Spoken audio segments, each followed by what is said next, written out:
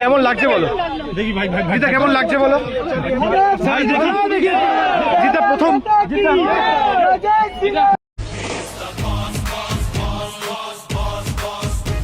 শুভেচ্ছা তুমি জানিয়েছিলে, একটু বলো না কেমন লাগছে আজকের দিনটা, কেমন লাগছে? থ্যাংক ইউ দাদা, থ্যাংক। টলিউড সুপারস্টার জিতের আচমকা এই রাজনৈতিক পদক্ষেপে পশ্চিমবঙ্গ জুড়ে রীতিমতো তোলপাড় শুরু হয়েছে। জল্পনার অবসান ঘটিয়ে একটি জনসভায় শুভেন্দু অধিকারীর 5 হয়ে প্রণাম করে বিজেপিতে যোগ দিলেন এই অভিনেতা। কেমন লাগছে বলো? দেখি ভাই ভাই জিতা কেমন লাগছে বলো?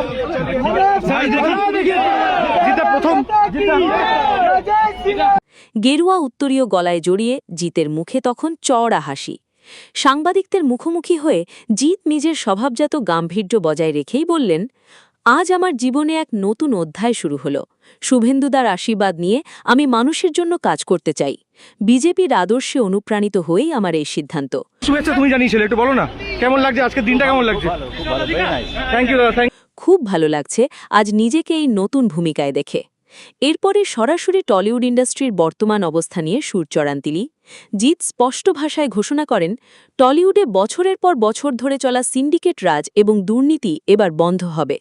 আমি কথা দিচ্ছি, এবার থেকে আমি টলিউড শাসন করব, তবে ক্ষমতার দপটে নয়, স্বচ্ছতা আর ন্যায়ের পথে।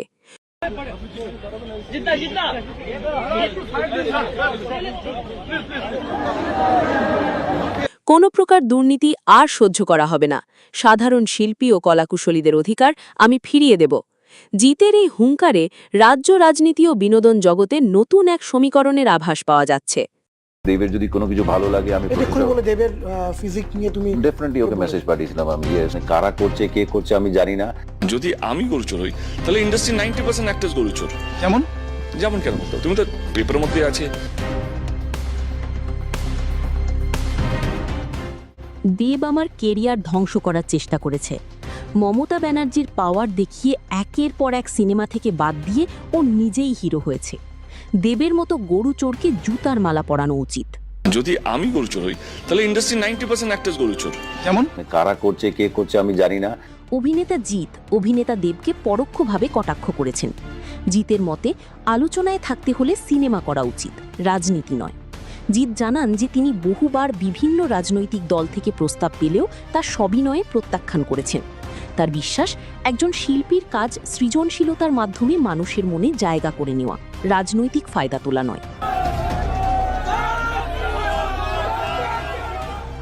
বর্তমান সময়ে দেবকে নিয়ে চলা বিভিন্ন বিতর্কের, যেমন গরু চোর স্লোগান, পরিপ্রেক্ষিতে জিতের এই মন্তব্যকে অনেকে দেবের প্রতি ইঙ্গিত হিসেবে দেখছেন।